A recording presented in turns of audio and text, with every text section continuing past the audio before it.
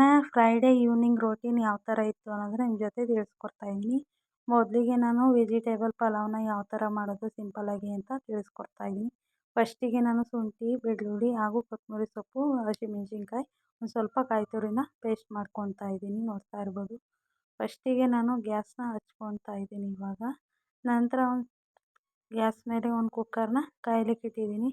ಫಸ್ಟಿಗೆ ನಾನು ಕುಕ್ಕರ್ಗೆ ಎಣ್ಣೆನ ಸೇರಿಸ್ಕೊತಾ ಇದ್ದೀನಿ. ಕುಕ್ಕರ್ ಕಾದ ನಂತರ ನಾನು ಇವಾಗ ಎಣ್ಣೆನ ಸೇರಿಸ್ಕೊತಾ ಇದ್ದೀನಿ. ಫಸ್ಟಿಗೆ ನಕ್ಷತ್ರ ಹೂವು, ಒಂದು ಚಕ್ಕೆ ಹಾಗೂ ಮೊಗ್ಗು ಹಾಗೂ ಬಾತ್ನ ಎಲೆನ ಸೇರಿಸ್ಕೊತಾ ಇದ್ದೀನಿ. ಅದಾದಮೇಲೆ ಒಂದು ಗೆಡ್ಡೆ ಈರುಳ್ಳಿ ಹಾಗೂ ಕ್ಯಾರೆಟು, ಬೀನ್ಸ್ನ ಕೂಡ ಸೇರಿಸ್ಕೊತಾ ಇದ್ದೀನಿ. ನಂತರ ಒಂದು 2ರಿಂದ 3 ಟೊಮೊಟೊನ ಕೂಡ ಸೇರಿಸ್ಕೊಂಡು ಚೆನ್ನಾಗಿ ರೋಸ್ಟ್ ಮಾಡ್ಕೊತಾ ಇದ್ದೀನಿ. ನಾನು ಏನು ಪೇಸ್ಟ್ ಮಾಡಿ ಇಟ್ಕೊಂಡಿದ್ದೆ ಶುಂಠಿ ಬೆಳ್ಳುಳ್ಳಿ ಪೇಸ್ಟು, ಅದನ್ನು ಕೂಡ ಸೇರಿಸ್ಕೊತಾ ಇದ್ದೀನಿ ಇವಾಗ ನಾನು. ಶುಂಠಿ ಬೆಳ್ಳುಳ್ಳಿ ಪೇಸ್ಟ್ ಸೇರಿಸ್ಕೊಂಡ ನಂತರ ಒಂದು ಸ್ವಲ್ಪ ಗರಂ ಮಸಾಲ ಹಾಗೂ ಒಂದು ಚಿಟಿಕೆ ಆಗೋಷ್ಟು ಅರಿಶಿನ ಕೂಡ ಸೇರಿಸ್ಕೊಂಡು ತೊಳೆದಿಟ್ಟಿರೋ ಅಕ್ಕಿನ ಕೂಡ ಸೇರಿಸ್ಕೊತಾ ಇದ್ದೀನಿ. ಇದನ್ನು ಚೆನ್ನಾಗಿ ಮಿಕ್ಸ್ ಮಾಡಿ ಸ್ವಲ್ಪ ನೀರನ್ನು ಹಾಕ್ಕೊತಾ ಇದ್ದೀನಿ. ಫಸ್ಟಿಗೆ ವಿಸಿಲನ್ನ ಕೂಗೋಕ್ಕಿಟ್ಟಿದ್ದೆ.